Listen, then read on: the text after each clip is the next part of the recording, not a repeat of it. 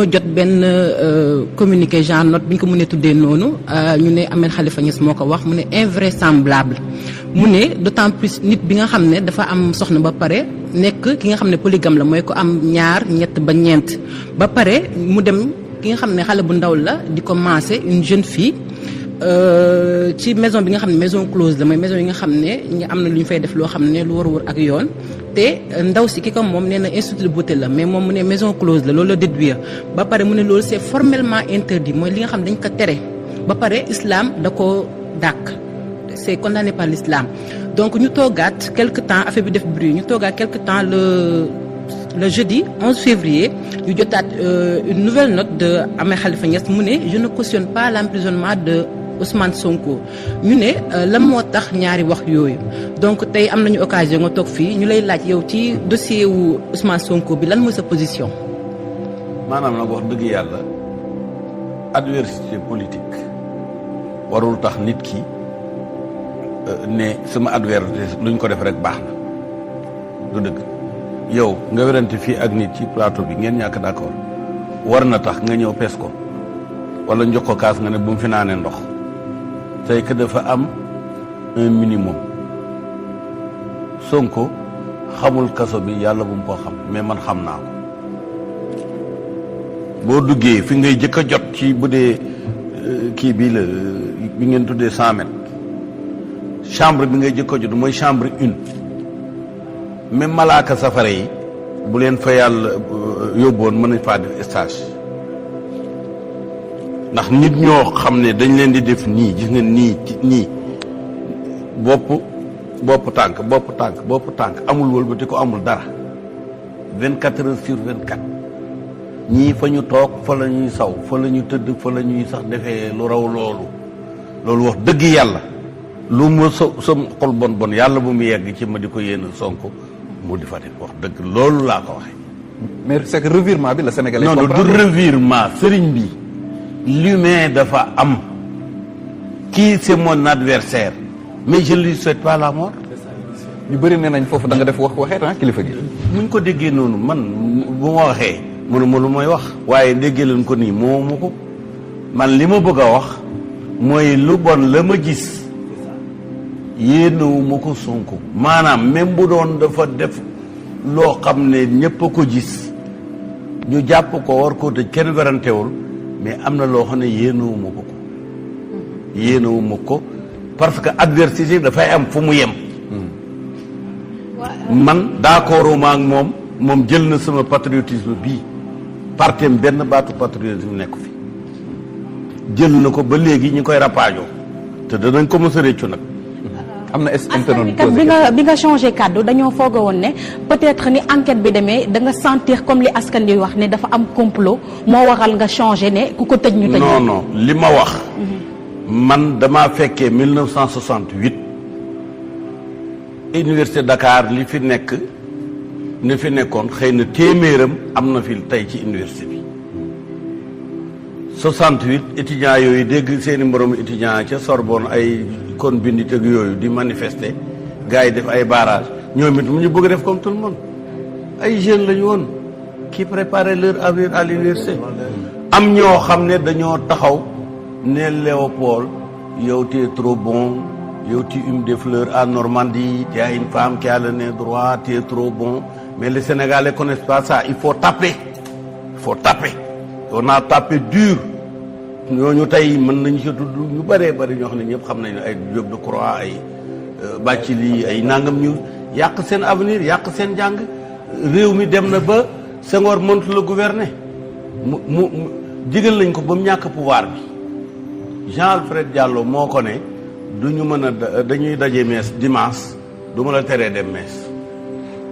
mais ñàkkoon na pouvoir bi pare c'est que ne j'ai vu les mêmes personnes ñuy toog di ne taxaw di kii Macky ne ko indil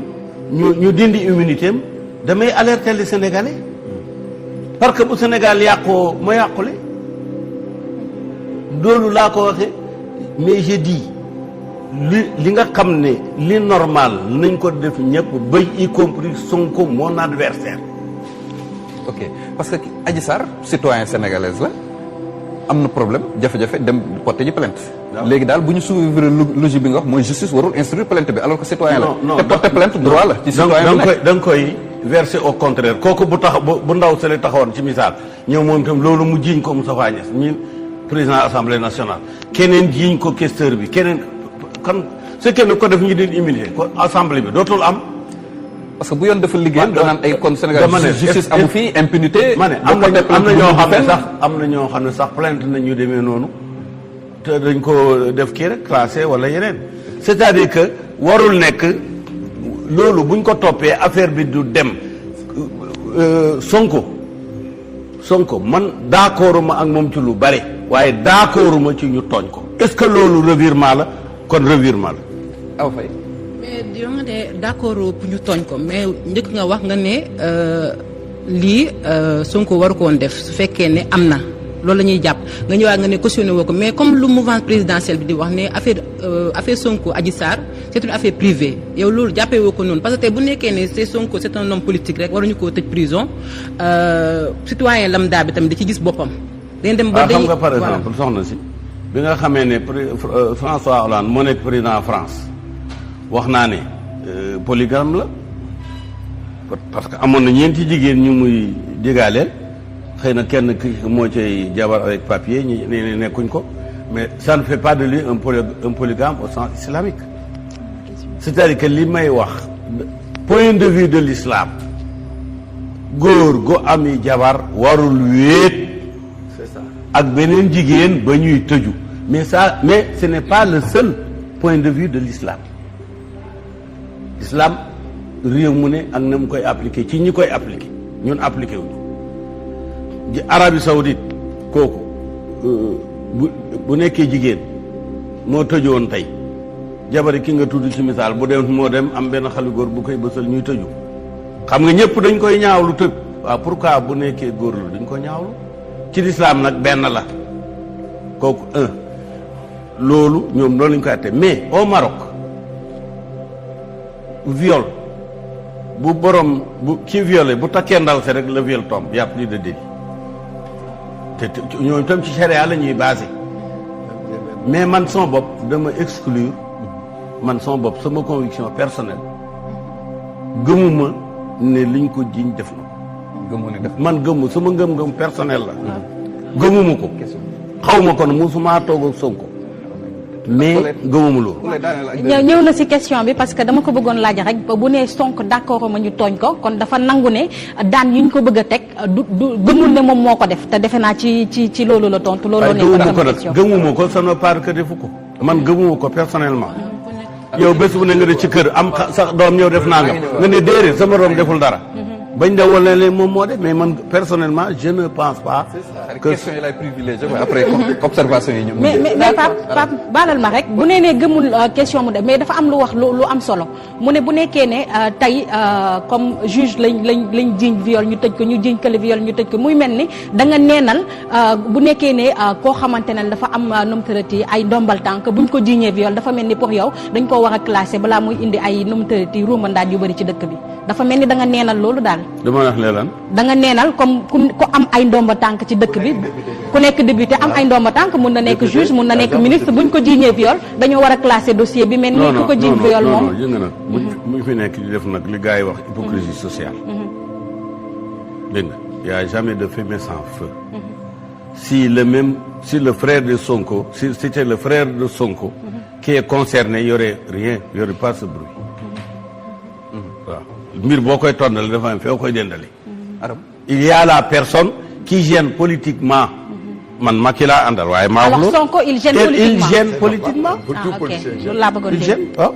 même moi je gêne quelque part waaw d'accord man sama question mooy c'est pour sunu papa ji toog voilà li ma koy laaj mooy comme Sonko ci communiqué bi dafa ne woon dafa avant muy dem ci salon de massage bi dafa woo benn oustaz daat koy laaj lan la l'islam wax si beneen jigéen di la massé bu fekkee sa santé moo ko laaj moom dafa ni dafa feebar te daf koy def pour faju oustaz bi daganal ko ne ko comme da ngay faju rek oustaz bi daganal oustaz daganal da weddi yàlla loolu rek la loolu wax la joo xam ne ci droit mooy li ñuy wax non écrit yéen ñoom juriste yi xam nañ ko donc daganal non écrit du jàng loolu. le non écrit en droit. loolu ma bind ko ñàkk ko bindee loolu ne oustaz bi mu ne ak mu ñàkkoon ne oustaz bi mu ne mooyam. awa. non c'est bon. des observations Ibrahima professeur. waaw toujours rek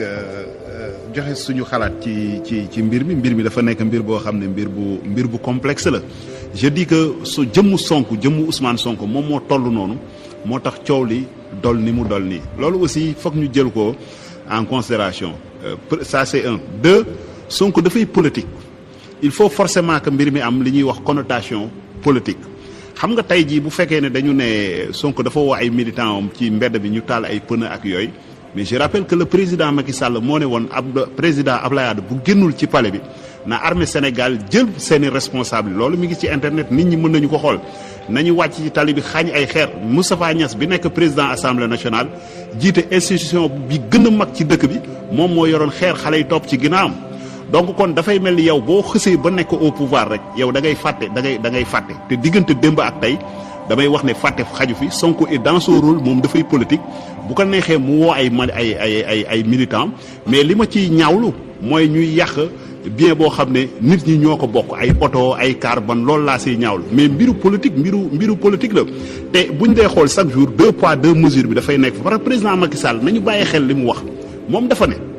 man de. bu ñu joxee dossier ki ñuy wax procureur mu wax ko ministre ñu wax ma ko man président de la république bu fekkee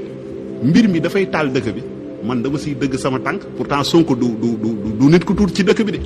parce que yëngu-yëngu yi wane na poids wam wane na darajaam wane na ni mu toll ci dëkk bi est-ce que kon tey président Macky Sall discours boobu mu defoon si 31 décembre est-ce que mënul woon xalaataat mu ne Sonko mi buñ ko jàppee yóbbu ko ci kaso bi mais dëkk bi tàkk moom moo ko wax nee na bu dëkk bi naree tàkk day jël affaire bi dëgg ci tànkam mais nous sommes dans une situation d'une extrême gravité boo xam ne tey jii Ousmane Sonko bés bu ñu ko yóbboo ci prison bi mais dëkk bi dina ko yëg te dëkk bi ñun du ñu nangu kenn taal dëkk bi parce que dëkk bi suñu dëkk la suñuy doom dañu war a màgg am fi avenir bu rafet donc loolu lañ doon wax pour attirer l'attention des mécanismes pour que ñu gérer dossier bi ak beaucoup de professionnalisme benn kii defe naa ba nga demee école am na loo xam ne jàngal nañ la ko te yaa ngi koy mokkal ba tey mooy lan comparaison c'est pas raison ci lu gàtt professeur voilà merci beaucoup donc yow Macky nga àndal ah waaw te nëbboo ko de yow si tàmbali waxtaan bi nga wane fi nga far non man yow da nga ko teel a wane man Macky laa soutenir maag moom ñoo ànd campagne mais nag y a des exceptions c'est ça il parle d'exception par yow justice bi ñëpp ne dañ koy lëba ci tey sax tey rek jot naa lettre boo xam ne ci benn direction boo xam ne dafa casser benn contrat bu mu amoon ak man ci bi mu déggee suma déclaration moo tax sénégalais yi am waaw d'accord sénégalais yi am nañ betteel de sénégalais yi am nañ ci turu Macky loolu dafay am sénégalais yi am nañ betteel ci yow de man message yi may jot nee nañ xàmmeetuñu docteur Ahmed Khalifa parce que ñoom si bande annonce bi nga ne yow Sonko maanaam ñu yóbbu ko kaso xam nga boo ne sama bakken laa si teg wax jooju dafa diis de moo tax ñoom xàmmeetuñu loolu tey laa ko position boobu nga jël bu bees boobu nga jël loolu tey laa ko gën a wax position humanitaire dama ne loolu tey laa ko gën a wax dama ne du ma nangu ñu toroxal ko te tooñ ko mooy toroxal ko c'est ça loolu ça demeure est-ce que buñ ko jàppee kon say taalibe duñ jub say taalibe duñ jub dafa nang rek xam nga du moom rek yow borom doole nga de est-ce que buñ ko jàppee kon say taalibe duñ am na fii ay nit ay activistes yu ñu xam yu notoire yoo xam ne jàpp nañ leen wala ñu nekk ci ay problème kenn mënu leen a gis mais dem naa ba wax ak ministère de la justice bañ ma may ma téléphone te wax ak ñoom yëkkati sama alal def ci même Y'en a marre mii bañ leen njëkkee jàpp Rufisque samay añ laa toog fi yónnee leen ko loolu ñun ñàkk d'accord ak nit du tere nga yelleefam buñ ko kenn tere man damay bañ ñu jàppale rek damay bañ nguur gi jàppale parce que boo nee Sonko ñu jàpp ko sa bakket nga ci teg yow kilifa nga te da nga am ay taalibe boobaa say taalibe est-ce que non duñu déedéet defal nànk rek waaw mën nañ la jàpp de oustaz déedéet loolu yaa ko foog gis nga nit ku ne la ngay def bañ jàpp la xam nga nguuru Macky gi dañuy jàppale déedéet yow yaa ko yóbbu foofu dama ne la ñun Macky bi ñu koy xam mi ngi ñaa ngi école xam nañu ay waajuram côté ndey côté baay ñu ci bëri ay ñaseen lañ demeewul noonu mais li ma bëgg ñu dellu si ci mooy dama ni su fekkee ne dañoo bëgg boo contrer nit buñ nee ña ngi koy rey nga jox leen paaka man duma ca bokk. waaw mais am la may problème tuuti professeur.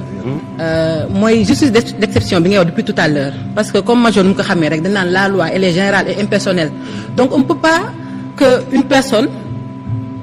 voilà elle est célèbre et tout elle est connue. gis nañ fi ay dossiers yu bëri du ma tudd tur nga gis ko koo xam ne duñ ko place sous mandat de dépôt ou bien dañuy accélérer dossier mi juger ko gaaw pour mu ñu libérer ko et tout alors que ni y a des gens qui croupissent en prison qui sont toujours en détention préventive jugé guñ leen donc su fekkee ne tey Sonko il est connu rek ñu ne Sonko war a dugg prison alors que ni am na kenn koo xam ne ñu ngi koy accuser pour les mêmes faits te wóoraguñ ko te il est placé sous mandat de dépôt donc ça aussi ça pose problème. soxna si nag dafa nekk débat te débat bi mënu àkku moo wax ji waaye man su fekkee ne ñu ma bokkal débat bi may nañu ma benn marge dinaa expliquer li nga xam ne moom moo jëm ci Sonko. gis nga UPS parti PS bi ñu wax MFDC ci composante yi la bokk xam nga loolu xam nga ko la déet. MFDC est membre fondateur de l'Union progressiste sénégalaise. Le MFDC originel qui a été fondé par Ibou Diallo, et Émile Badiane. Et tout, ouais. En même temps que le Parti démocratique de Kédougou. Xam nga bu ñu la waxee Parti démocratique de Kédougou ça fait rire. boobu Kédougou amul 1000 habitants. parce que noonu lañ ko sowaaree Sénégal région yëpp dañoo amoon ay parti pour que su fekkee ne ñoom liñ bëgg a architecturer Sénégal amul ku ci ne xëcc sa indépendance ñu doon pousser Casamance pour mu xëccu pour indépendance am léegi bi nga xamee ne nag parce que boo dañ bëggoon a imposer Senghor te xamoon nañ ne rejet yi bare na ñu jóg léegi nag bi nga xamee ne gis nañ ne rejet yi melul noonu ndax sëriñ si sotti nañ ci ndox ak ñeneen ñu daal di fédérer parti yooyu mooy def ko Union progressiste sénégalaise bokk na ci mouvement Saalum Jum Momar Gueye moo ko sosoon amoon na ci mouvement Njàmbur moom itam parti la Moustapha Cissé bu Louga à ne pas confondre avec bu Pire yooyu lañ jël def Union progressiste sénégalaise léegi nag bi nga xamee ne Senghor jógee na fi am na yum laajoon Abdou Diouf y compris na avion présidentiel nekk ci disposition nanga tel pourcentage ci fonds politique yi nangam Abdou Diouf di ko def ba ñu fal ko mu bañ mu yónnee laaj Senghor ne ko non loolu dama ko doon def yow la ñu éliroon loo ma sant ma def ko léegi nag man nañu élire dootoo ma jox ordre moom nag ci la mu dencoon mu wax taalibeem Jamakun santul Senghor Jamakun la sant mu ne ko na taalaat MFDC loolu ci suuf la jaar mu taalaat MFDC man nii di wax ak yow en décembre 1982 man ak Sidi Lamine sama rak borom kër gii tey ñu ngi ñu jàpp fii ci kaso boobu fekk ma lakkoon drapeau France bi ca mai 1982 man ak moom ak suñu yeneen i bokk mais biñ indee waa Casamance yi Jamakun Sidi Badji Kourouma Sané kamu gi ainsi de suite ak jigéen yu bëri nga xam ne ñoo doon waa bois bi mu leen gisee ñi ngi xiif sonn wallahi